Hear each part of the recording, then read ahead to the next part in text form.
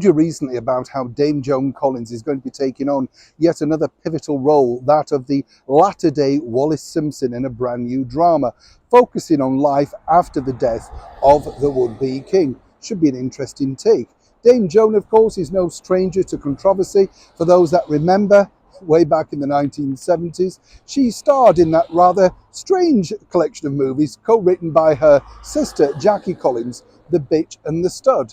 I don't know about you, but I find it strange in this modern society, the way that Joan keeps going on about how she was told about the predatory people over in Hollywood when she first arrived as a 19, 20-year-old girl signed by 20th Century Fox. It does kind of make you think, well, it's all very well having these very prudish statements now about the Me Too movement, but this was Joan, totally topless, of course, swinging on a tree across a pool alongside her co-star in The Stud. How prudish could you make yourself? You know what I'm saying? But you see, the bigger problem for Joan is she's flogging a brand new book and a theatre tour. And at 90 years old, you have to give her credit for being able to get out and simply do that, have the drive and energy. But apparently, according to Joan, she's not as rich as people would assume.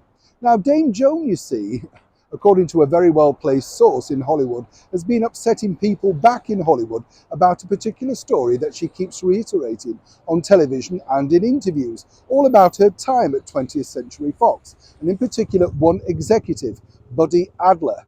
Now, Buddy Adler was a big cheese at 20th Century Fox, but sadly passed away of lung cancer in 1960. However, his family do find this particular association rather distasteful.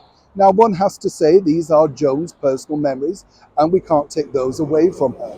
But you would have thought, given the fact that, of course, you didn't necessarily need to name this person continually, it would seem in bad taste.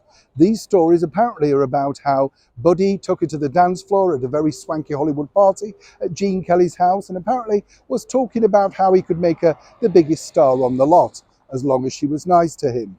Now, I'm a big fan of Dame Joan Collins. You know, she came to prominence really in the latter part of her career, hitting 50 and hitting it big time as Alexis Carrington Colby Dexter in the TV drama, of course, Dynasty, and popping up sometimes alongside Charlton Heston in The Colbys.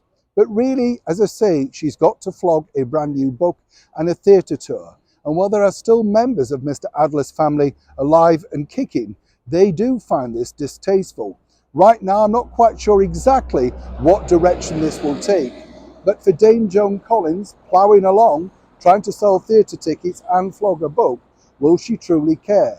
But is there a right time to now sort of malign the dead, the passing, and should you really have simply referred to that person as a former Fox executive?